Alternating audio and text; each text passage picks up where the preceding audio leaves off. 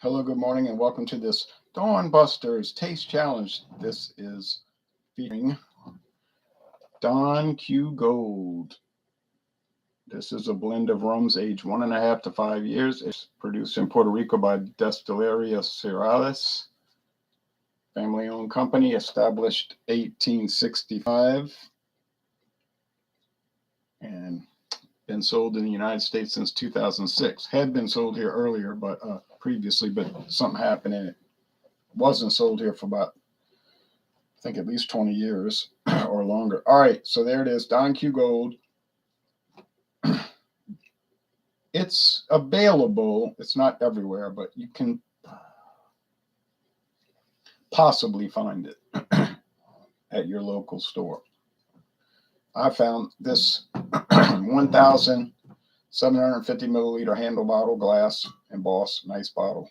$13.99 at Dorgnax. Normal price right now $19.99, $20.99. Okay, great deal. This is Skol, imported Skol, Virgin Islands rum. This is the Skol Rich Gold. Introduced in 1956. There's a crown, a shield with a castle and a rum barrel. And it says Skol 3 Fleur de Lis. I don't know what the crest is supposed to indicate. It says imported. So I don't know if this is made in the British Virgin Islands, because would it be considered imported if it's from the United States Virgin Islands? It doesn't seem like it would be. But whatever the case, is from one of the parts of the Virgin Islands. There's two ownerships down there, the British Virgin Islands and the U.S. Virgin Islands. Okay. Bottled in Kentucky by J.A. Doherty's sons. But really Sazerac. But J.A. Doherty is an old company which got bought out in 1919, believe it or not, 1919, because the original Doherty died. The two sons died, both in 1919. They inherited from him, and then the family sold it once the two sons died.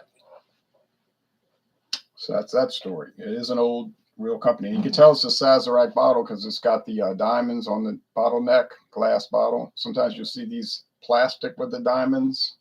It's one of their bottles, called the diamond shoulder bottle. That's what we'll call it. All right. Another one that you might see around, you might not see it around. I don't think it's sold in this town. Skol,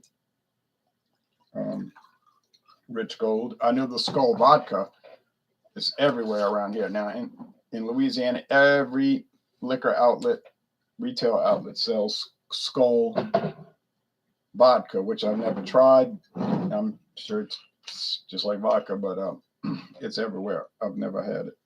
Don't plan on having it. Don't really deal with vodka. Is vodka a big part of the liquor industry? Well, yeah, it's huge. But I just don't plan to review it, you understand? Okay, nothing against it.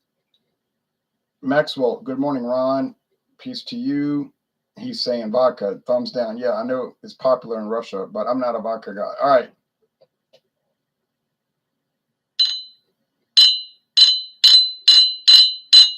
They're both very light, and the Skol especially is straw. I mean, it's barely even gold. It's nearly clear, but it is straw. Your opinion? Yeah, my opinion too. Well, I wouldn't give vodka a thumbs down. I give it a thumbs down for myself. The flavored vodkas, they're interesting because, they're taking a product that's pretty just nothing to it. Although vodka people will say, you're wrong. There's a big difference between each brand. I just can't perceive it. But you get the flavored ones with all sorts of flavoring. Those are very popular in Louisiana. I can't speak for other states, but most probably there too. I mean, they got so many different Seagram's vodkas, flavor ones, there's this big deal. But I just don't care to deal with it. Aside from Fandango Friday, when we do the liquors and liqueurs, they're kind of fun to do, All right. Skol, $6.99 for the liter. True story. So they're around the same price. But if you get a handle of Skol, it's not going to be $18.99. It's going to be about $13.99. So Skol is cheaper. It's cheaper. All right, depending on the bottle size, but it is generally a cheaper brand. No advertising, no website listing. It's not acknowledged by Sazerac, but it's one of their products. And like I said, the vodka is even more popular. The Skol White rum, what's it called? Skol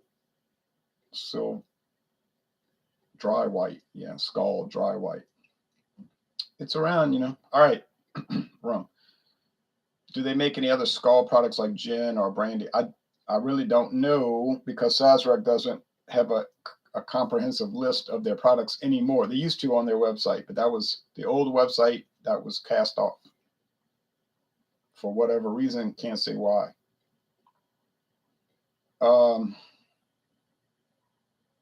Yeah. It smells like very light rum. You get a little bit of light molasses, a little bit of wood barrel oak. If it's aged a year, I'd be surprised. In Puerto Rico, it has to be aged at least 1 year. I don't think there's any such law in the Virgin Islands, so that's why it's so pale. Do they add coloring? Oh, let me turn the lamp on. I forgot. Dawn. With daylight savings time, it doesn't come too readily. There we go. Got some light on the subject. More like an overnight taste challenge more than dawn, isn't it? But after today, daylight saving time ends, well, and it'd be a lot better. And it'd be more like daylight at this time, or like dawn, you see. All right. Yeah, if they are coloring it, they're wasting their time, right? They should have saved the caramel color for something else because it's not really looking like they added color. But I don't think they are. They figure, it's cheap. Put it out there. It's got a little gold to it from the barrel. Fine. No problem.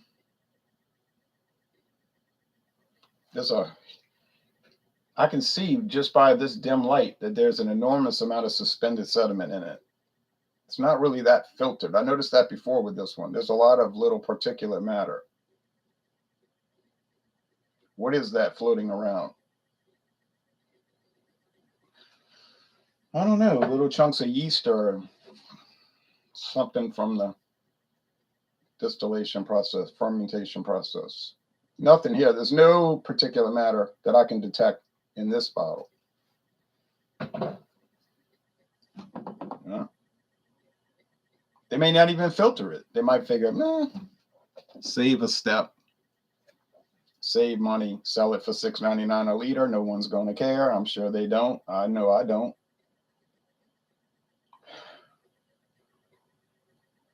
This one is richer. Now, that one's called Rich Gold, but this one seems richer. So I think this, by aroma now, this is a taste challenge, but by aroma, I think that's the Don Q Gold. Now, I've gotten a few wrong. You get some of these, they're so close. I got them mixed up. I got most of them right, but I haven't kept track. I've not kept track. But I think I could go back and count because I think I got 2 wrong. So whatever the total is, it would be like 4, 8, 11. Maybe it's 11. I got total is going to be 11 tomorrow. So maybe if I go 10 and 2, 9 and 2, it wouldn't be so bad. Especially with a product that just is not a standout. Don Q's good. Certainly very good. But it's not a standout like, wow, what a unique flavor. Wow, I can't get over it. It is so different.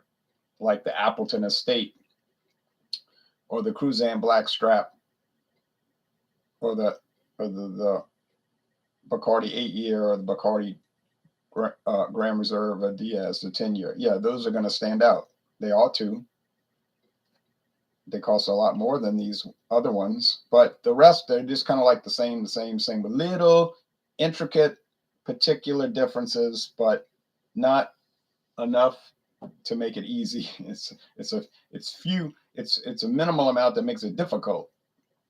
Cheers to the taste. Let's see who's commenting. Liam Gillespie. Hey, Liam. Hey, Ron. I've been drinking Johnny Walker Black tonight. Not bad. I've never had Johnny Walker Black. Although I plan on changing that problem down the road because I got so many blended scotch now. Yeah, I got so many blended Scotch whiskeys now I got to get through. I always think, oh, I'm going to get the Buchanan's extra, the master, the extra age. I'm going to get the Johnny Walker Black. I'm going to get this. I mean, I never do it because I just keep getting the other ones, trying to polish off that 30 pack of Paps in my fridge first. Yeah. Good old Pabst Blue Ribbon. I know my Therns had 30 pack. I wasn't too thrilled with their price. But I'm not thrilled with any prices these days. Taste.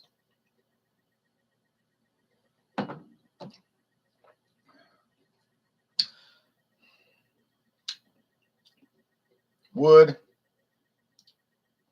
Very light molasses. And kind of a dirty martini, kind of a dirty natural, natural. Like a natural, like you get natural peanut butter versus the process. So I'm thinking that's a Skol, which is very rough edged. I don't mean rough. It doesn't have a bite to it. It doesn't taste like rubbing alcohol like some of these. It's okay, but it's not refined. And I don't mean that in like a refinery sense. I mean like, you could tell it's not deluxe. Can you do a Johnny Walker Black Label review soon? No, I'm sorry, I can't because I could, but I'm not going to jump the brands. I've got the Trader Joe's blended Scotch. I've got the Glenlochy, I think it's called Glenlochy, whatever how you pronounce. So it's just like I say, it's a matter of getting to it. Now, once I get through those, yeah, I'd be open to buying the Johnny Walker Black Label. Sure, it's not really too expensive, so yeah, hey, why not? It's just, but I want to you look, if you came in here and looked at that shelf in the other room, you'd say, whoa, you need to cool it. Stop and don't buy any more for now. And that's what I'm trying to say to you.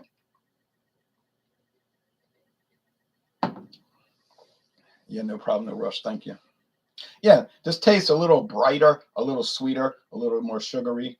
And it's funny because the Skol is called Rich Gold. And when you think of rich, you think of a rich flavor, which means you can't hardly take too much of it.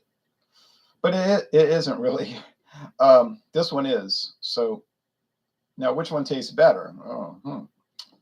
Well,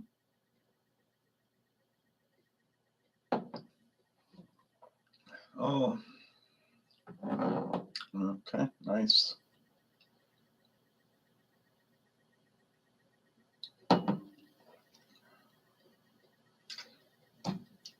I've had Skol Lager, never heard of Rich Gold. Yeah, the Skol Lager, which I think was developed down in Brazil back in the 1960s, and now it's all over the world under various ownership. I think Anheuser-Busch InBev owns most of it, the rights to it, but not totally.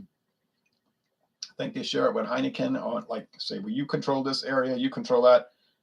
We'll make it taste more or less the same, which means kind of ordinary, because I think Skol is sort of like just a mass-produced ordinary lager. Not bad. Wouldn't be popular if it was bad.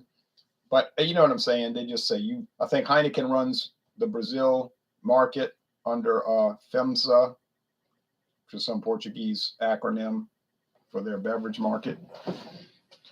They sell Coca-Cola under their umbrella. They don't own Coca-Cola. Some of these things are hard to track because they make agreements, collaboration agreements. And it's almost like you can't figure out who actually owns it. Like with Sol beer, another one that's got convoluted ownership and control. But anyway, I can't say one is better than the other. They're different. These are different. You might prefer the more rough natural, unfiltered one. And you might prefer the more bright, sugary, sweet one. But there's not too sugary or sweet. So I'm going to say this is the Skol. Yeah, it is. It is. So do they taste the same? No, they don't. They're not even really similar. They're similar in a general sense, like inexpensive, regular old rum. Yeah, but when you start breaking it down, no, they're not the same. They're not the same. Not the same. So I guess a rum connoisseur isn't going to like them, but that's fine. I'm not a connoisseur really, but I just like to try different things. Don't have any expertise on it. I don't really know what it's supposed to taste like, what really good rum is supposed to taste like. Skol Lager in the 1960s was 5%. Now it's weak as 2.4. Seems a bit odd. You sure that's 2.4% alcohol, or by volume or by weight? I don't know. It's probably different ABV in different countries, though, Liam. They probably still make the 5% Skol, depending on the country. You can't get it in the United States, so it's irrelevant here. All right, well, thanks for watching. I got it right. I'm happy. We got one last one coming up, the Ron Pontalba, which I do believe is more filtered, also from Sazerac. It says Sazerac. It's one of their brands that they developed, not something they acquired. So we'll see. Probably be able to tell it apart. And then we're on to tequila. So thanks, everybody. Have a great Saturday.